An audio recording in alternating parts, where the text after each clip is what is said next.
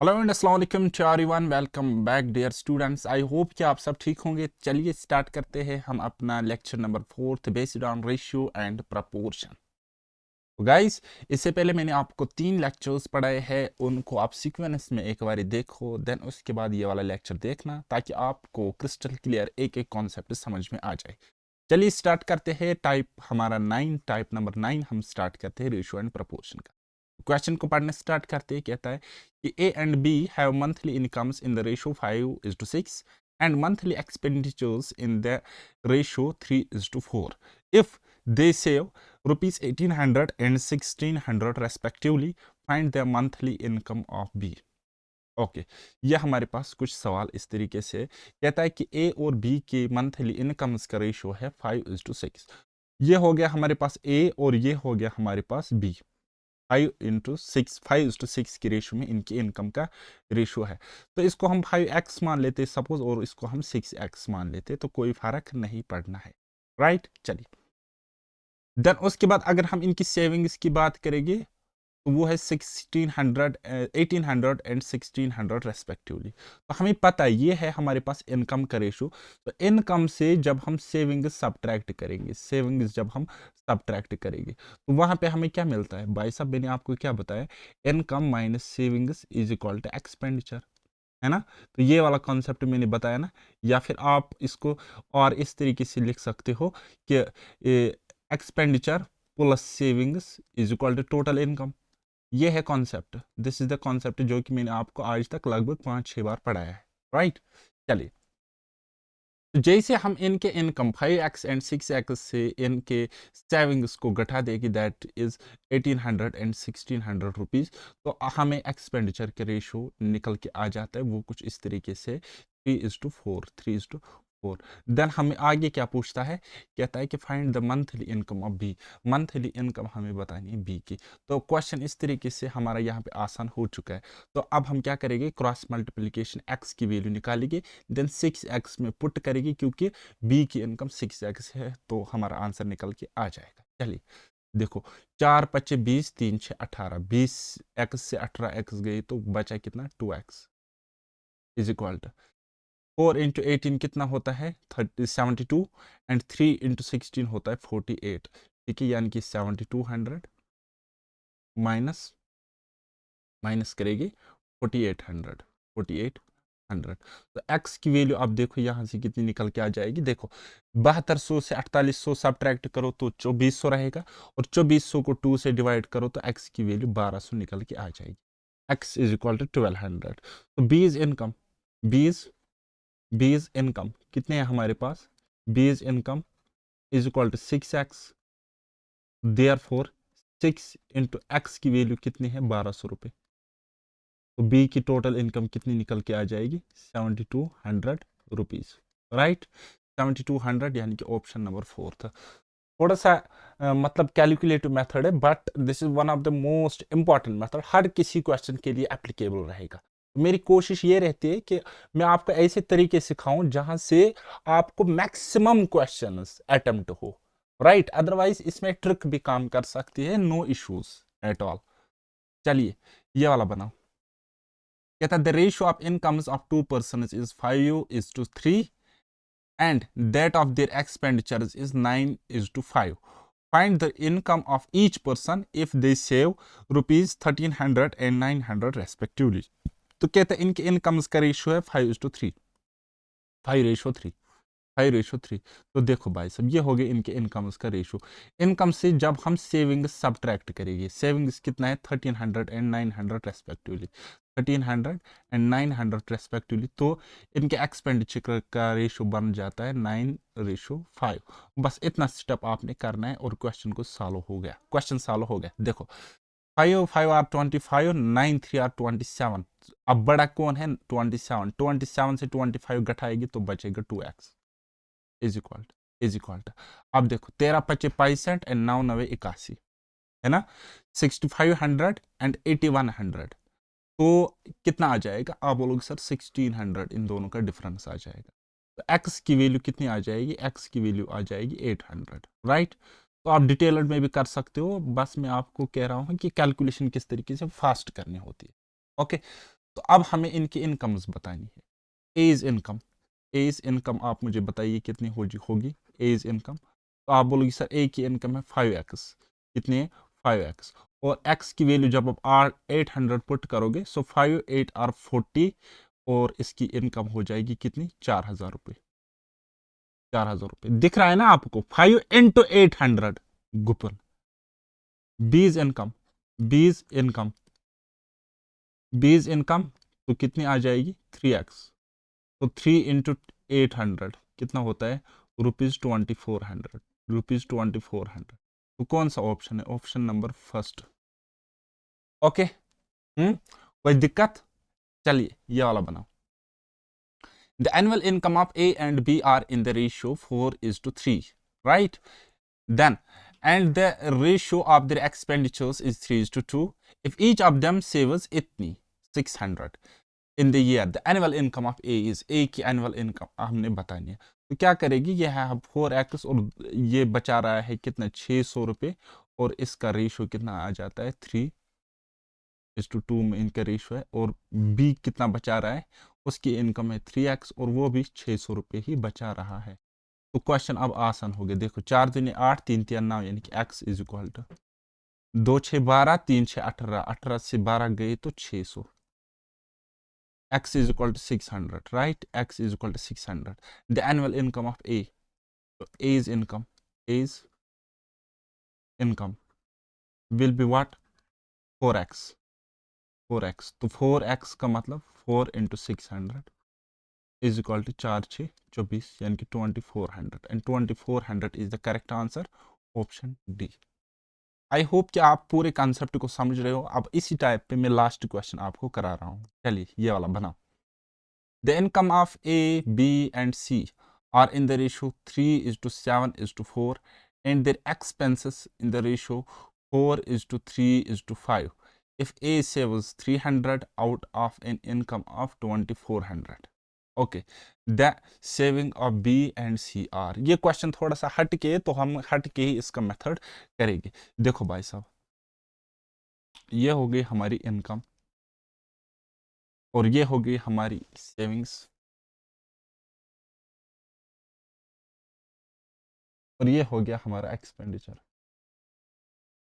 तो इनकम क्या है इनकी, ये हो गया हमारा भाई साहब ए, ये हो गया बी, और ये हो गया हमारा सी। अब गंदी नज़र से इस चीज़ को समझ लेना, है ना, अच्छी तरीके से इस चीज़ को समझ लेना ताकि आपके कॉन्सेप्ट क्लियर हो जाए। चलिए, इनकम का रेशियो क्या है 3:7:4, 3:7:4। ओके, इस तरीके से बना लो, आराम से बना लो, मैं आराम से पढ़ा रहा हूँ, अब आराम से समझ लो इस चीज। ओके, और savings, A saves 300 out of an income, out of an income 2400। कहता ए की इनकम 2400 है, ए की इनकम 2400 है, और वो बचा रहा है 300 रुपये, 300 रुपये। और इनके एक्सपेंडिचर का रेशियो आप देखो, ठीक है, तो ये तो सब्ट्रैक्ट होगा ना, इनकम से एक्सपेंडिचर सब्ट्रैक्ट होगा, एक्सपेंसेस का रेशियो निकल के आ जाता है। और एक्सपेंसेस का रेशियो क्या है 4:3:5, 4:3:5। अब देखो भाई साहब, मैं आपको एक कहानी समझाऊंगा, मैं अब आपको यहाँ पे एक कहानी समझाऊंगा। देखो कहानी क्या है, इनकम से सेविंग सब्ट्रैक्ट करेगी तो हमें एक्सपेंडिचर मिलता है कि नहीं मिलता? आप बोलोगे हाँ जी मिलता है। इफ ए पर फोकस करो, ए बचा रहा है 300 रुपए out of an income of 2400, यानी कि इसकी वैल्यू 2400 है, ठीक है, यानी कि इस 3x की वैल्यू 2400 है, यानी कि एक x की वैल्यू 400 है, एक x की वैल्यू 400 नहीं है 800 है, ठीक है। तो यानी कि इसकी इनकम यहाँ पे 3x नहीं बल्कि कितनी है 2400, ठीक है, कितनी है 2400। तो इसकी कितनी होगी 8 7 56 5600, इसकी इनकम 5600 है, और इसकी कितनी होगी 8 चुके 32, 3200। बात आई समझ, मैंने रेशो को कैसे किया, क्योंकि ए का क्या था, ए का क्या था, ए का क्या था, ए का था 3x, और इसी की वैल्यू हमारे पास क्वेश्चन में है 2400 रुपये, 2400 रुपये। देयर फॉर एक्स की वैल्यू कितनी आ जाएगी, एक्स की वैल्यू आ जाएगी 800 रुपये, और जैसे हमने x की वैल्यू 800 उठाई तो इनकम का रेशियो था ना 3x 7x 4x, तो जस्ट हमने पुट किया। ओके, तो अब देखो भाई साहब, अब देखो भाई साहब यहाँ पे कहानी क्या हो रही है। 2400 से 300 सेविंग्स गई तो बचा कितना? आप बोलोगे सर 2100 रुपए। कितने? 2100 रुपए। 2100 रुपए बच गए, राइट।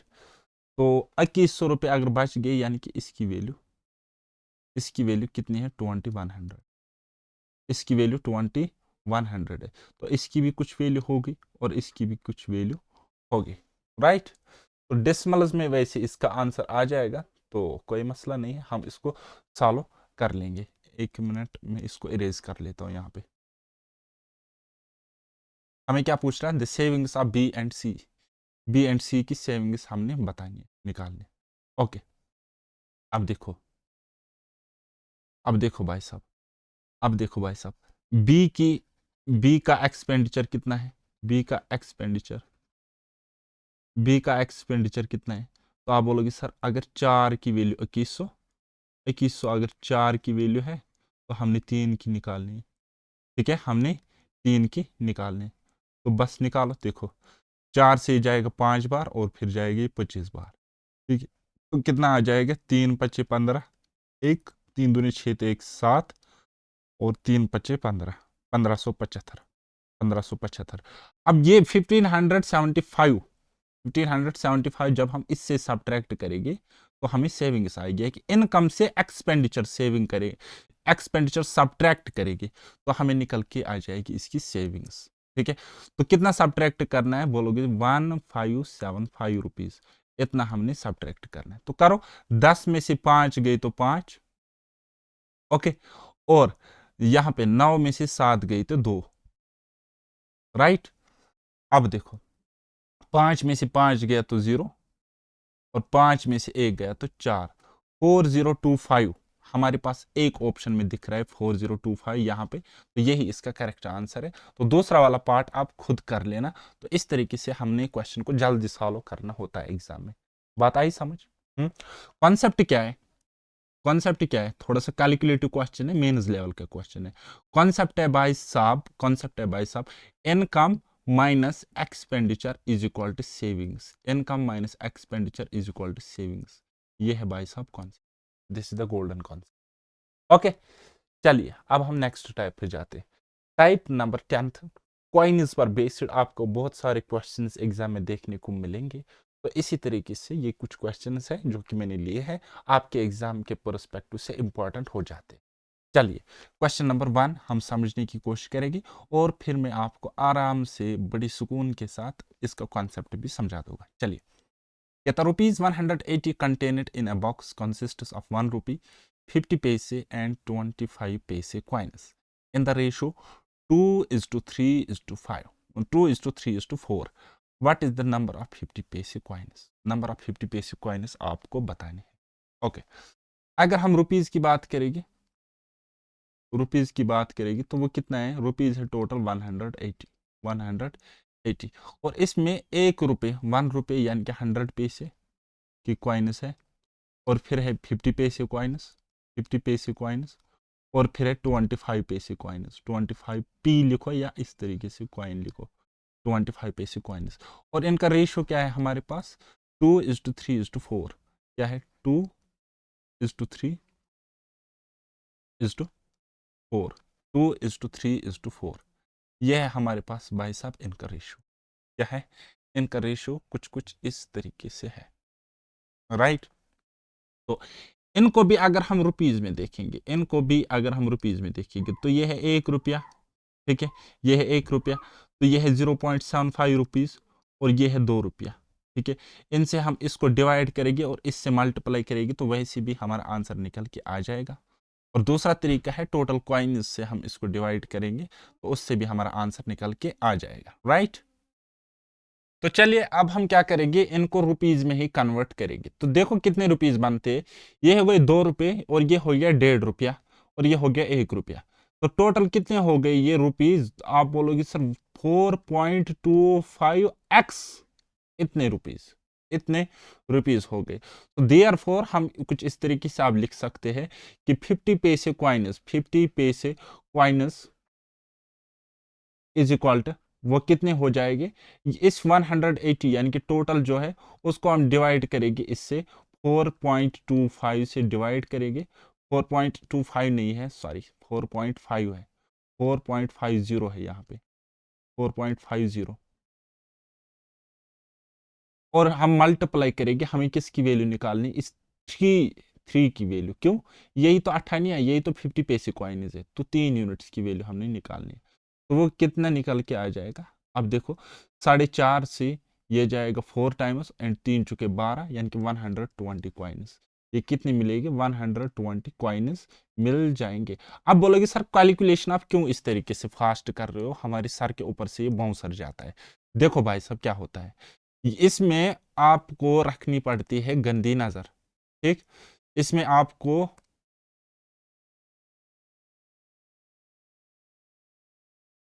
हाँ, तो चलिए, इसमें आपको गंदी नजर रखनी पड़ती है। देखो ये जीरो से ये जीरो तो कट जाएगा, ऊपर एक जीरो आता है, ठीक है, तो एक जीरो 180 डिवाइड बाई 45 हुआ जाएगा, तो 4 यहाँ पे आ जाएगा और जीरो आ जाएगा उसके साथ, 40 इंटू 3 120 आ जाएगा इस तरीके से।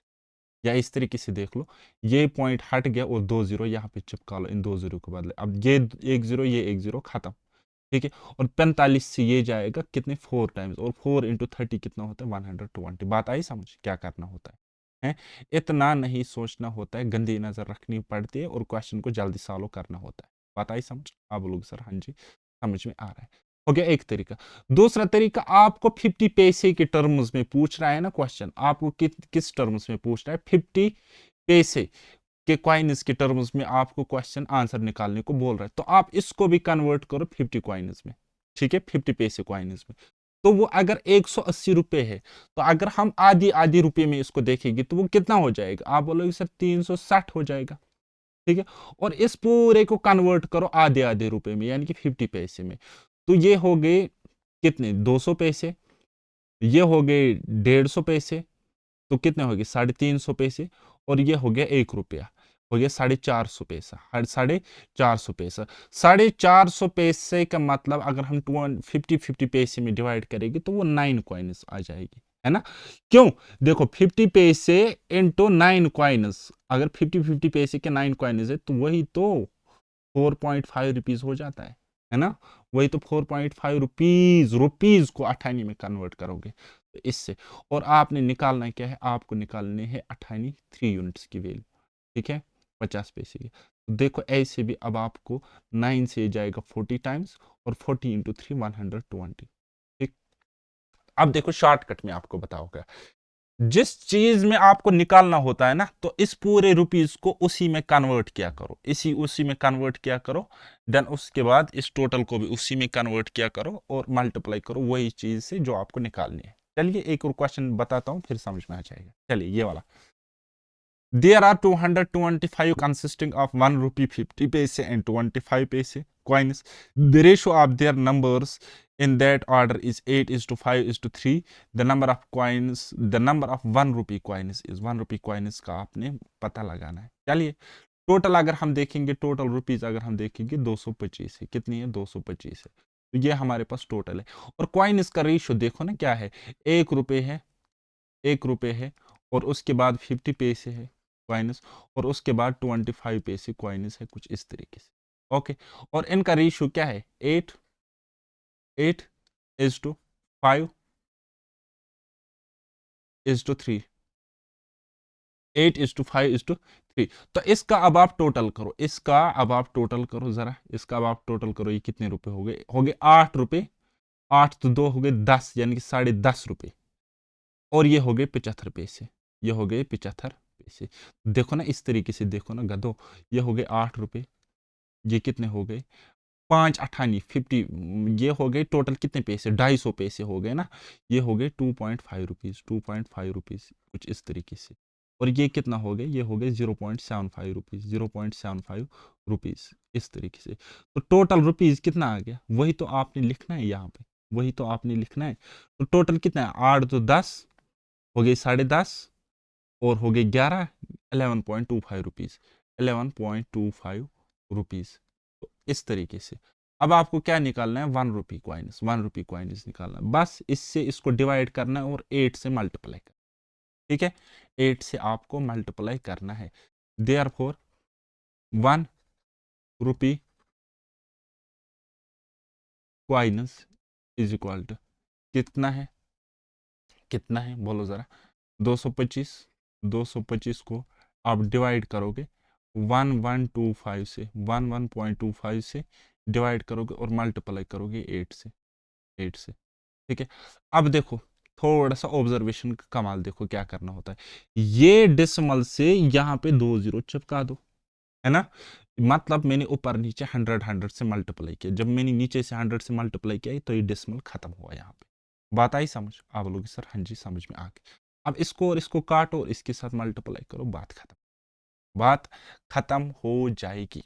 करो 225, 1 225 एंड 225 इंटू 5 वो होता है 1125। So answer should be what, 800 upon 5, तो वो कितना आ जाएगा 160 कॉइन्स, 160 कॉइन्स, ऑप्शन नंबर 3। बात आई समझ, क्या करना होता है, कैलकुलेशन आपके पास होनी चाहिए, मल्टीप्लिकेशन डिवीजन ये आपको आना चाहिए, वो चीज मैं आपको नहीं सिखाऊंगा यहाँ पे, हाँ मैं सिखाऊंगा कि जल्दी कैसे करना है। बात आई समझ, चलिए नेक्स्ट ये वाला बनाओ। A bag contains rupees 90 in coins of denominations of 50 paise, 25 paise and 10 paise. If coins of 50 paise, 25 paise and 10 paise are in the ratio of 2:3:5, then the number of 20 paise coins in the bag is, बस यही तो question है। बस देखो क्या करना है, ये हो गए 90 रुपीज, क्या हो गए भाई साहब 90 रुपीज। और ये किस डिनोमिनेशंस में है, आप बोलोगे सर 50 पैसे, 25 पैसे एंड 10 पैसे, 10 पैसे, राइट, कुछ इस तरीके से। और किस रेशो में, किस रेशो में, 2:3:5, 2:3:5, 2:3:5। आप इसको भी पैसों में कन्वर्ट कर सकते हो, अगर आपको यहाँ पे पैसे है ना, पैसे, इसको भी पैसों में कन्वर्ट करो, इसको भी पैसों में कन्वर्ट करो, कोई वहां से भी कोई दिक्कत नहीं होगी, लेकिन मैं आपको यहाँ पे शॉर्टकट मेथड समझा रहा हूँ। देन द नंबर ऑफ 25 पैसे कॉइन्स, ये वाला नंबर आपको बाद में निकालना है, ये वाला नंबर आपको बाद में निकालना है। चलो हम एक काम करते हैं, सारों को हम 25 पैसों में कन्वर्ट करेंगे और बात खत्म हो जाएगी, ठीक है। यानी कि कॉइन्स को कॉइन्स से डिवाइड करेंगे, कॉइन्स को हम कॉइन्स से डिवाइड करेंगे और मल्टीप्लाई बाद में कॉइन्स से करेंगे, मल्टीप्लाई बाद में हम कॉइन्स से ही करेंगे, तो वैसे भी ये क्वेश्चन हो जाएगा, ठीक है। अदरवाइज अदरवाइज आप क्या कर सकते हो, अदरवाइज आप रुपीज को रुपीज से डिवाइड करो और फिर कॉइन्स से मल्टीप्लाई करो। तो अब देखो ये कितने रुपीज होते, अगर मैं आपको बताऊंगा ये कितने रुपीज होते, इनका सम करो फटाफट दिमाग में। ये हो गया 1 रुपया, ये हो गया 1 रुपया, और ये कितने हो गए, ये हो गए 0.75 रुपया, ठीक है, ये हो गया 0.75 रुपया, और ये कितना हो गया, ये हो गया 0.5 रुपया, ठीक है। तो कितना हो गया, ये हो गया एक, एक तो एक दो, 2.25 रुपीज, कितना हो गया 2.25 रुपीज, 2.25 रुपीज इतना, और इसके साथ ही एक्स है क्योंकि ये रेशो में है ना। अब आपको ये वाली वैल्यू निकालनी है तो क्या करेंगे, रुपए को रुपए से डिवाइड करेंगे। देखो क्या होता है भाई साहब, ये है 90 रुपीज और आपको करना है किस रुपीज से आप डिवाइड कर रहे हो, 2.25 से, और आपको निकालना है, अच्छा ये है ना एक्स, और आपको निकालना है ये 3x।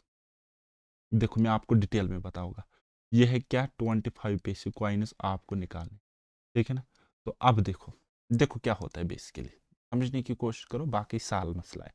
देखो रुपए से रुपए कट जाता है, ये एक्स से एक्स कट जाता है, तो वैल्यू सीधे निकल के आती है। बात आई समझ, मैं क्यों नहीं लिखता हूँ ये रुपए एक्स वगैरह, क्योंकि इसको बाद में कटना होता है, जो चीज कटने वाले होते हैं ना उसको पहले ही छोड़ दिया करो बहुत गहरी बात है।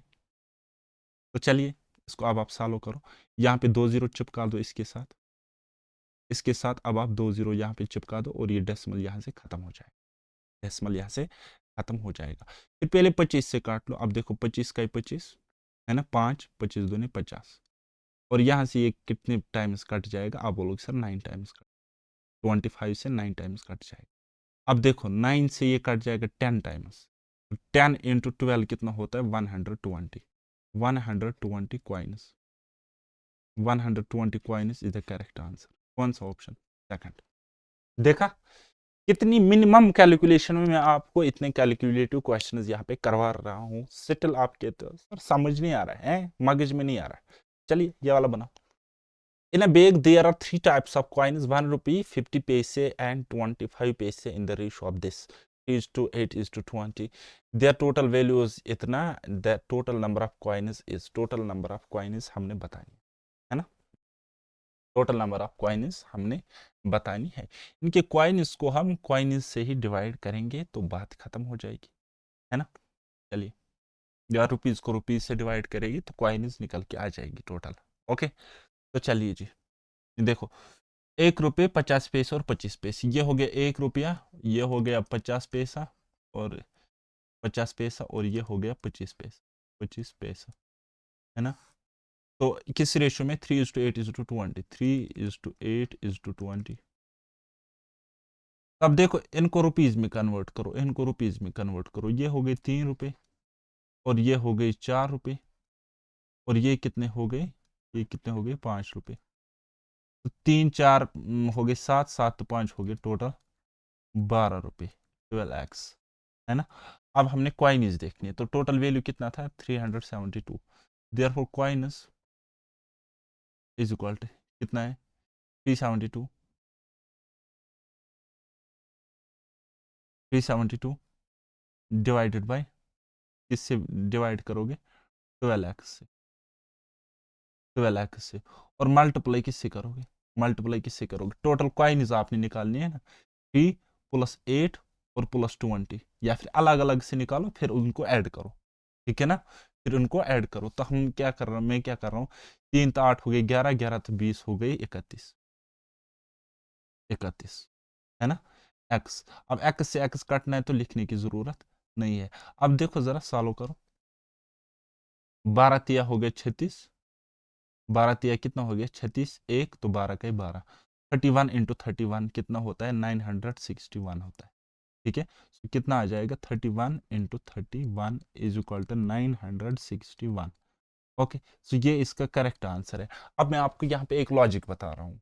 मैंने आपको पहले बताया कि हम इंडिविजुअली निकालते थे इतने पैसे कितने हैं, 50 पैसे वाले कॉइन्स कितने हैं, 25 पैसे वाले कॉइन्स कितने हैं, या 100 पैसे या 1 रुपीज़ वाले कॉइन्स कितने हैं।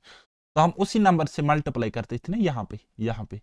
अभी हमें टोटल कॉइन्स पूछ रहा है, तो टोटल कॉइन्स को हमने ऐड किया यहाँ पे, तो इसलिए मैं यहाँ पे 31 से इसको मल्टीप्लाई कर रहा हूँ। बात आई समझ।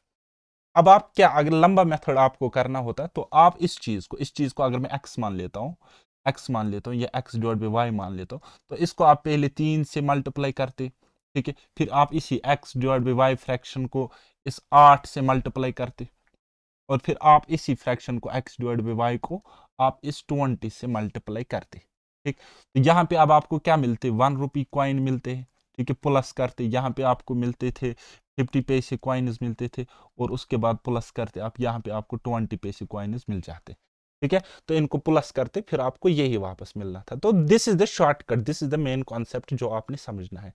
ओके बात आई समझ, are you getting my point. अगर आपको अभी भी समझ नहीं आ रहा है तो मुर्गा बनो और खुद को एक थप्पड़ मारो। ओके चलिए अब हम नेक्स्ट कॉन्सेप्ट समझते हैं, जिसको हम कहते हैं duplicate ratio, sub duplicate ratio, triplicate ratio, then sub triplicate ratio, जो कि मैंने आपको पहले भी एक्सप्लेन किया था लिटिल बिट। चलिए जी देखो, अगर हमारे पास 2 नंबर्स है किसी रेशियो में, तो उनके रेशियो का जब हम स्क्वायर करेंगे तो वही उसका कहलाएगा डुप्लीकेट रेशियो। जैसे कि अगर आपके पास रेशियो है x:y, दोनों का स्क्वायर करो तो वही डुप्लीकेट रेशियो बन जाएगा। इसी तरीके से अगर आपके पास कोई रेशियो है 3:4, दोनों का अगर हम स्क्वायर करेंगे तो यही तो हमारा डुप्लीकेट रेशियो होगा, और सॉल्व करके हमें कुछ इस तरीके से मिलेगा। Then we can say 9:16 is the duplicate ratio of 3:4। Okay clear है ना, आप बोलोगे सर हाँ जी क्लियर हो गया।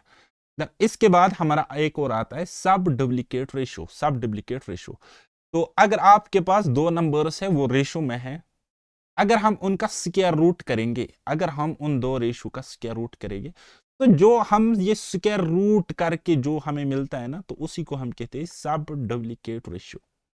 फॉर एग्जाम्पल, इफ दो नंबर्स है आपके पास 9:16, ये रेशो में है, तो इनका दोनों का हम स्क्वायर रूट करेंगे, इन दोनों नंबर्स का हम स्क्वायर रूट करेंगे।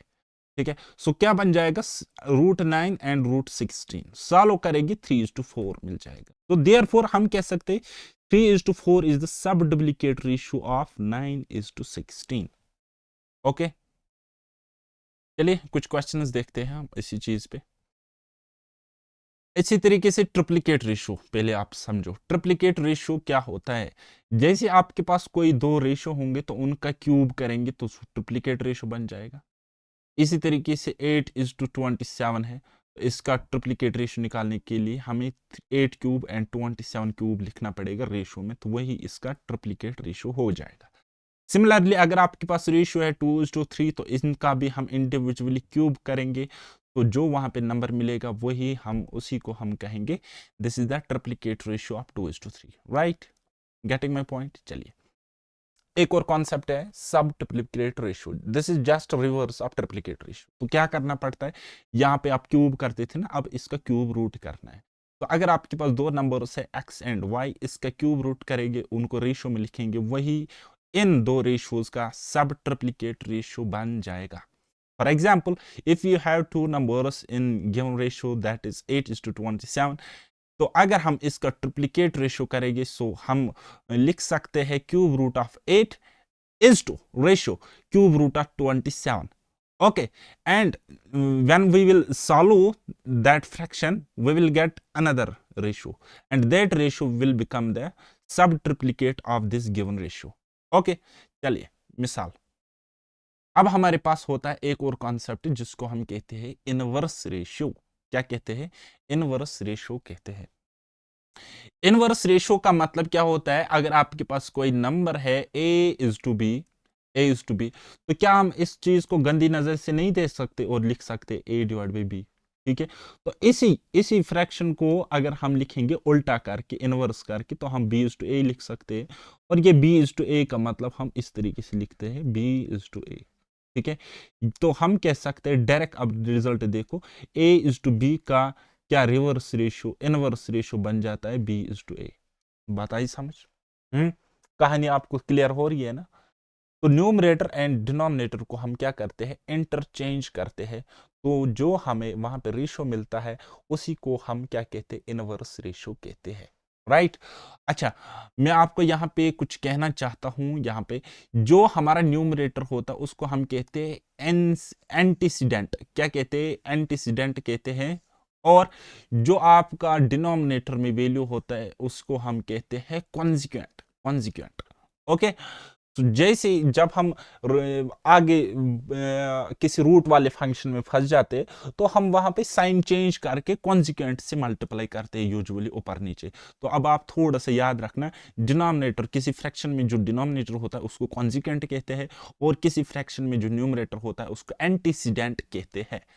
राइट, और न्यूमरेटर डिनोमिनेटर आपको पता है। ठीक है, अगर आपके पास कोई फ्रैक्शन है, ऊपर वाला न्यूमरेटर कहलाता है, नीचे वाला डिनोमिनेटर कहता है, और न्यूमरेटर को हम एंटीसीडेंट कहते हैं एंड डिनोमिनेटर को हम कॉन्जिक्वेंट कहते हैं। क्लियर? चलिए जी, अब हम देखेंगे कि कंपाउंड रेशियो क्या होता है। कंपाउंड मतलब ही क्या होता है, जब दो या दो से ज्यादा चीजें मिलती है और एक कॉमन चीज बनाती है तो उसी को हम कंपाउंड कहते हैं। साइंस में आपने पढ़ा होगा, लेकिन मैथमेटिक्स में थोड़ा सा डिफरेंट है, वहां पे प्लस होता था साइंस में, यहाँ पे मल्टीप्लाई होता है, तो इतना अब आप याद रखो। ठीक है, फॉर एग्जाम्पल अगर आपके पास तीन रेशियोज है, एक रेशियो है 2/5, और इसी तरीके से दूसरा रेशियो आपके पास है 6:7 है ना, 6/7 हम लिख सकते हैं। तीसरा है 9:13, तो हम इसको 9/13 लिख सकते हैं। तो इसका कंपाउंड रेशो क्या निकल के आ जाएगा? इसका कंपाउंड रेशो निकल के आ जाएगा जब आप इसको मल्टीप्लाई करोगे तो क्या होता है, 2 × 6 × 9, कुछ इस तरीके से 2 × 6 × 9 हो जाएगा, और डिवाइड में डिनोमिनेटर उसका प्रोडक्ट 5 × 7 × 13, 5 × 7 × 13 कुछ इस तरीके से लिखोगे। गंदी नजर से सॉल्व करके देखोगे तो आपको ये वाला रेशो निकलेगा। तो ये जो आपको रेशो निकलता है तो ये आपका कहलाएगा कंपाउंड रेशो, ये कहलाएगा आपका कंपाउंड रेशो ऑफ किसका, किस किस का कंपाउंड रेशो है, 2:5, 2:5 का, देन उसके अलावा 6:7 का, एंड उसके अलावा एक और फ्रैक्शन थी ना हमारे पास, एक और रेशो, दैट वाज 9:13। तो ये कंपाउंड रेशो कहलाएगा इन रेशोज का। बात आई समझ? क्लियर है ना? चलिए, तो अब हम देखेंगे प्रपोर्शन। प्रपोर्शन का मतलब क्या होता है, तो इसको मैं थोड़ा सा डीपली आपको यहाँ पे थोड़ा सा एक्सप्लेन पहले करूंगा, देन उसके बाद मैं आपको और चीजें क्लियर करूंगा। तो चलते हैं हमारे फर्स्ट स्लाइड पे, जहां पे मैंने आपके पास जहां पे मैंने आपको थ्योरी नोट्स पढ़ाए थे। ओके, चलिए जी। अब देखो, कंपोनेंडो एंड डिविडेंडो कॉन्सेप्ट में आपको पहले समझाऊंगा क्या होता है। देखो, mean proportion, componendo and dividendo. हाँ, देखिए भाई साहब, अगर आपके पास दो रेशियोज है और वो कुछ इस फॉर्म में है, किस फॉर्म में, कुछ इस फॉर्म में है, क्या, a+b divided by a-b, right, कुछ इस फॉर्म में आपके पास अगर हमारे पास कुछ रेशियोज है, और ये प्रपोर्शन है किसके, इसके प्रपोर्शन में है, इसके प्रपोर्शन में है, तो हम यहाँ पे एक अपना अलग से प्रोसेस एक चलाते हैं। तो मिसाल के तौर पर मैं आपको लिख रहा हूँ C/D का मैं रेशो डायरेक्ट आपको लिख रहा हूँ, C/D, सपोज मैं लिखता हूँ आपको 10 और 5, 10 और 5। अब देखो, A और B का मैं डायरेक्ट रेशो निकाल के ला सकता हूँ एप्लीकेशन यूज करके। देखो क्या करना है, न्यूमरेटर से ये जो आपको A+B है ना, ये क्या है, न्यूमरेटर है, और ये जो आपको a-b मिल रहा है ये क्या है, डिनोमिनेटर है। न्यूमरेटर से डिनोमिनेटर एक बारी ऐड करेंगे, ठीक है, तो क्या है हमारे पास a+b, उसके साथ हम ऐड करेंगे a-b, ठीक है, a-b, और फिर न्यूमरेटर क्या है हमारे पास, आप बोलोगे सर a+b, उसके साथ एक बारी माइनस सब्ट्रैक्ट करेगी डिनोमिनेटर की वैल्यू, यानी कि a-b, है ना। तो यही ऑपरेशन आपके राइट हैंड साइड में होगा, राइट हैंड साइड में होगा।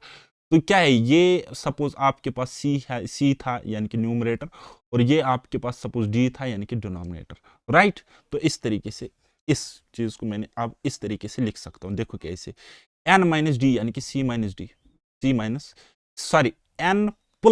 प्लस किया ना हमने, यहाँ पे प्लस किया था, नीचे माइनस किया था, n+d यानी कि c+d यानी कि 10+5, 10+5, और यहाँ पे क्या आ जाएगा 10-5 यानी कि c-d, c-d, c-d, ठीक है, 10-5। समझना क्या किया, जो हमने LHS में ऑपरेशन किया वही चीज हमने RHS में करी। तो देखो इसमें क्या होता है, ट्रुकी, थोड़ा सा ट्रिकी कंसेप्ट है। देखो भाई साहब, अब आप गंदी नजर से देखो या सीधी नजर से देखो, मसला कोई नहीं है। a+a कितना होता है, 2a, और +b और -b से ये कट जाएगा, +b -b को काट लेगा, ओके। तो a-a कितना होता है, कट जाएगा, और b, अब यहाँ पे माइनस इंटू -b + b कितना होता है, 2b होता है। तो वो कंसेप्ट क्या आ जाएगा, 10+5 कितना होता है, 15, और 10-5 कितना होता है, 5। तो अब देखो 2 से 2 कट जाएगा, और a/b की वैल्यू निकल के आ जाएगी 15:5, 15:5, या फिर आप इस तरीके से काट लो इसको, वो भी क्लियर हो जाएगा। तो यह है कॉन्सेप्ट कंपोनेंडो एंड डिविडेंडो का। This is the concept of componendo and dividendo. क्या था हमारे पास ए और बी प्रपोर्शन में था सी एंड डी को। ये तभी पॉसिबल होगा जब ये प्रपोर्शन में होंगे। क्या होंगे, प्रपोर्शन में हमारे पास वैल्यूज होंगे कुछ इस तरीके से, a/b proportional to c/d, ठीक है। तब यहां पे आप क्या लगाते हो, कंपोनेंडो एंड डिविडेंडो का concept, by componendo and dividendo, right. तो this is the concept of component and dividend concept, जो कि आप बहुत सारी जगहों पे यूज करोगे। आधे टीचर्स आपको एज अ ट्रिक ये सिखाएंगे, but this is not the trick, this is basic fundamental concept of mathematics based on ratio and proportion concept. Okay, चलिए अब हम देखते हैं मीन प्रोपोर्शन क्या होता है, first proportion, second proportion, third proportion, right. तो चलिए जी भाई साहब, अगर मैं आपको कहूंगा कि हमारे पास रेशियो है वो प्रोपोर्शन में, यानी कि कुछ इस तरीके से a is to b proportional to, नीचे देखना, इस चीज को फिलहाल भूल जाओ, इस चीज को फिलहाल भूल जाओ, c is to d, c is to d। तो भाई साहब अब आप यहाँ पे थोड़ी गंदी नजर से देखो इसको, इसको कहते हैं फर्स्ट प्रोपोर्शन, इसको कहते हैं सेकंड प्रोपोर्शन, और इसको कहते हैं थर्ड प्रोपोर्शन। क्या कहते हैं? Third proportion. And this is our fourth proportion, ठीक है, फोर्थ प्रोपोर्शन, है ना, ठीक। अच्छा, इस चीज में एक और क्या खास बात होती है, a डिवाइड बाई बी ये बराबर होता है c/d। अच्छा, अब हम क्या कहते हैं, मैंने आपको कहा था कि इसमें क्या होता है, a इंटू डी बराबर होता है bc। इनको कहते हैं एक्सट्रीम्स और इनको कहते हैं मीन्स, इनको क्या कहते हैं, एक्सट्रीम, इनको कहते हैं मीन्स। ये होते हैं एक्सट्रीम्स और ये होते हैं मीन्स, जो कि मैंने आपको वेरी फर्स्ट लेक्चर में समझाया था, है ना। अब आते हैं हमारे मीन प्रपोर्शन पे, ठीक है। अब देखो यहाँ पे एक रेशियो है a/x, दूसरा रेशियो है x/b, यानी कि ये जो टर्म आपको मिल रही है कॉमन मिल रही है। क्या मिल रही है? कॉमन मिल रही है, यानी कि यहाँ पे आपको तीन ही नंबर्स गिवन होंगे, a b c, ठीक है। और अगर ये प्रपोर्शन में है देन मीन प्रपोर्शन आपका ये वाला रिपीट हो जाएगा, ये वाली फ्रैक्शन रिपीट हो जाएगी, यानी कि आप इसको रेशियो में लिखोगे a/b, फिर आप लिखोगे इज इक्वल टू b/c, ठीक है। तो ये b/b हो जाएगा b² is equal to ac, ठीक है, और b is equal to √ac। तो इसी b को, इस वैल्यू को हम कहते हैं मीन प्रपोर्शन, जो कि यहाँ पे एक्सप्लेन किया हुआ है। बात आई समझ? हम्म, समझ में नहीं आया तो अब भी कोई मसला नहीं है, मैं समझाने के लिए यहाँ पे हूँ।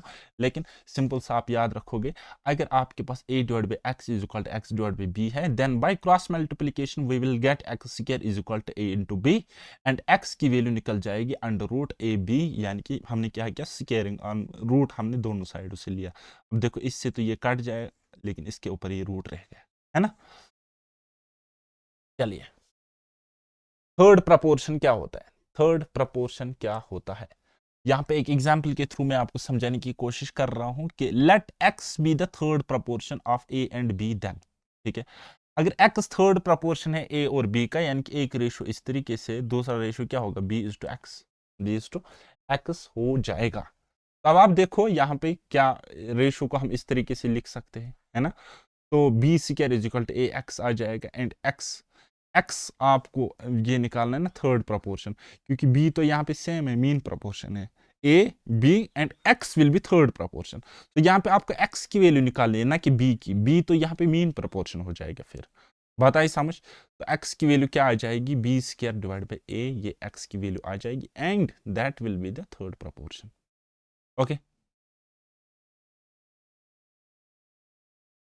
चलिए इसी तरीके से हमारा होता है फोर्थ प्रोपोर्शन। यहाँ पे क्या होता है, एक टर्म, दो टर्म, तीन टर्म, और फोर्थ को हम x मान लेते हैं, लेट करते हैं, है ना। ये कुछ इस तरीके से होता है, a divide by b। For example मैं आपको लिख रहा हूँ 2:3, a की वैल्यू 2, b की वैल्यू 3, और फिर मैं लिख रहा हूँ कुछ इस तरीके से, c की वैल्यू सपोज मैं लिख रहा हूँ 5, और इसकी वैल्यू मैं लिख रहा हूँ x, लेट कर रहा हूँ। तो फोर्थ प्रपोर्शन आपको निकालना है ना, तो देखो क्या हो जाएगा, 2 × x क्या हो जाएगा, 2x इज इक्वल टू 3 × 5 कितना होता है, 15। तो x की वैल्यू, यही तो फोर्थ प्रोपोर्शन होगा, x की वैल्यू आ जाएगी 15/2। This is the basic ratio concept, ठीक है, this is the basic ratio concept. ये कुछ इस तरीके से हम निकालते हैं। ओके, यहाँ पे अब ये प्रॉपर्टीज के फॉर्म में लिखा है, this is the simplest form to understand such type of concepts. Okay, चलिए नेक्स्ट, फर्स्ट प्रपोर्शनल कुछ इस तरीके से, फॉर एग्जाम्पल मैं आपको एक क्वेश्चन दे रहा हूँ, आप मुझे ये करके दे दो। मैं आपको कह रहा हूँ x is to 7 is equal to या proportional to this ratio, x is to 7 is proportional to say for example, 4 is to 14, 4 is to 14, right. और मैं आपको कह रहा हूं कि x की वैल्यू निकालो, और मैं क्या आपको कह रहा हूं x की वैल्यू आप मुझे निकाल के दे दो, ठीक है। तो अब आप क्या करोगे, यहाँ पे थोड़ी सी गंदी नजर चलाओगे पहले, ठीक है। तो आप इसको रेशियो में लिखोगे, तो आप लिखोगे x divide by 7, proportional sign को इस तरीके से इज इक्वल टू लिखोगे, और यहाँ पे लिखोगे 4 इज टू 14, है ना। तो अब आप देखो, जैसे ही आप इस चीज को सॉल्व करोगे तो आपको मिलेगा 14x is equal to 4 into 17, 4 into 7 यानी कि 28, and you will get x is equal to 2, x is equal to 2। जो आपको x की वैल्यू 2 मिल रही है ना, फर्स्ट रेशो की जगह, फर्स्ट टर्म की जगह, न्यूमरेटर की जगह, फर्स्ट रेशो में न्यूमरेटर की जगह, वही आपका होता है फर्स्ट प्रोपोर्शनल, ठीक है। तो मैंने आपको यहां पर भी एक्सप्लेन किया कि अगर आपके पास कुछ रेशियोज इस तरीके से है, ठीक है, ए फर्स्ट प्रोपोर्शनल होगा, b second proportional, c third proportional, and d fourth proportional होगा, ठीक है, फोर्थ प्रोपोर्शन होगा। चलिए अब हम क्वेश्चंस को उड़ाते हैं वन बाय वन, ठीक है ना। चलिए, तो मीन प्रोपोर्शन मैंने आपको क्या कहा, मीन प्रोपोर्शन मैंने आपको कहा इसकी सेकंड टर्म और इस दूसरे रेशियो की फर्स्ट टर्म, इन दोनों का प्रोडक्ट होगा बराबर a इज टू सी, तो b square is equal to a c and b is equal to the a mean proportion, ठीक है। तो चलिए ये वाला क्वेश्चन देखो, find mean proportion of 4 and 36, 4 and 36 का मीन प्रोपोर्शन दिखाना है। देखो मैंने आपको क्या बोला, खाली दो टर्म्स होंगे, ठीक है, एक दो टर्म्स आपको गिवन है 4 एंड 36, तो इसका मतलब हो गया 4, फिर है b, फिर है 36, फिर है 36, या कुछ इस तरीके से, ठीक है। और आप इस तरीके से लिख सकते हो, मीन प्रोपोर्शनल निकालना है ना, 4 is to b is equal to, या हम लिखेंगे ये प्रोपोर्शनल में है, ये प्रोपोर्शनल में है, किसके प्रोपोर्शनल में, b is to 36, b is to 36। अब आप इजीली इसको सॉल्व करो, देखो क्या हो जाएगा, यहां लिखोगे 4 divide by b is equal to b divide by 36, तो b स्क्वायर कितना आ जाएगा, b स्क्वायर कितना आ जाएगा, 4 इंटू 36, 4 इंटू 36, एंड b कितना आ जाएगा, आप बोलोगे सर अंडर रूट 4 इंटू 36, तो इसका स्क्वायर 2, इसका स्क्वायर 6, एंड वो कितना बन जाएगा, 2 6 आर 12, ये हो जाएगा मीन प्रोपोर्शनल, क्या हो जाएगा भाई साहब, मीन प्रोपोर्शनल, मीन प्रोपोर्शनल, ठीक है। इसको यहाँ पे पहले ही मल्टीप्लाई नहीं करना होता, ठीक है, कैलकुलेशन बनाओ, कैलकुलेशन को बचाओ, ठीक है। बी स्क्वायर मीन प्रोपोर्शन नहीं होता, बी की वैल्यू मीन प्रोपोर्शन होती है, याद रखना, बी की वैल्यू मीन प्रोपोर्शन होती है, बी की वैल्यू, ठीक है, ये बी मीन प्रोपोर्शन होता है, मीन प्रोपोर्शनल होता है, बी स्क्वायर मीन प्रोपोर्शनल नहीं होगा, बी की वैल्यू मीन प्रोपोर्शनल होगा, इतना पॉइंट आप याद रखना, ओके। तो अब आपने देखा ना क्या होता है, this is first proportional, this is mean proportional, and this is third proportional, इसमें फोर्थ प्रोपोर्शनल का कॉन्सेप्ट नहीं होता है, क्लियर। चलिए ये वाला बनाओ, फोर्थ प्रोपोर्शनल आपको अगर निकालना है तो कैसे निकालोगे, वो मैंने आपको बताया कि पहले तीन आपको टर्म्स गिवन होते, फोर्थ आपको लेट करना पड़ता है, कुछ भी आप लेट करते हो, डी लेट करो, एक्स लेट करो, and after doing cross multiplication you will get the value of fourth proportional, and in this case, in this question, you have to tick the answer, that is 54, and 54 is the fourth proportion of this given data, right। समझ में आया, कुछ मगज में आया, चलिए तो इस तरीके से अब करते हैं हम टाटा बाय बाय इस रेशियो एंड प्रोपोर्शन के चैप्टर को। ये जो मैं आपको कह रहा हूं ना, क्वेश्चन बेस्ड ऑन प्रोपोर्शन, ये खुद से ट्राई कर लेना, ठीक है। This is your homework, this is your homework बेटा, ठीक है। चाहे आपको किसी बुक में मिले या गूगल या कहीं और से मिले, लेकिन इन क्वेश्चंस की प्रैक्टिस कर लेना, ठीक है। Do practice, do practice, do MCQ practice, MCQs based on, ठीक है, बेस्ड ऑन, जो कि किस पर बेस्ड हो गए, प्रपोर्शन, प्रपोर्शन, बाकी कॉन्सेप्ट वही है जो मैंने आपको समझाया, जस्ट आपको प्रैक्टिस करनी है। एंड ये चैप्टर यहाँ पे इस तरीके से कंप्लीट हो रहा है। आई होप कि अब आपको किसी भी एग्जाम में अगर कोई रेशो का क्वेश्चन आ जाएगा तो आप उसको इजीली बना लोगे। अब हम इसके बाद कोई नेक्स्ट चैप्टर स्टार्ट करेंगे और वहाँ पे हम अर्थमेटिक में जो भी कोई कॉन्सेप्ट होगा, अर्थमेटिक में जो भी कोई कॉन्सेप्ट होगा ना गाइज, अर्थमेटिक में जो भी अब कोई कॉन्सेप्ट होगा उसको या तो हम परसेंटेज से बनाएंगे या फिर हम रेशो से उसको सॉल्व करेंगे और मिनिमम से मिनिमम फार्मूलाज का यूज करेंगे और 100% एक्यूरेसी के साथ सारे क्वेश्चन सॉल्व करेंगे, सो दैट आप एग्जाम में स्कोर कर पाओ कितना, एग्जामिनेशन में आपका स्कोर रहे कितना, 100% आपकी एक्यूरेसी एंड आपके अटेम्प्ट स्कोर वगैरह होना चाहिए और जल्दी एक एक क्वेश्चन सॉल्व होना चाहिए। This is my word, this is my guarantee. बाकी आपको क्या करना है, जो भी आपको फ्री में कंटेंट मिल रहा है उनको अपने स्टूडेंट्स वगैरह के साथ, फ्रेंड्स के साथ, क्लासमेट्स के साथ शेयर करना है, मुझे थोड़ा सा सपोर्ट शो करना है, सो दैट मुझे मोटिवेशन मिले आपके लिए काम करने के लिए।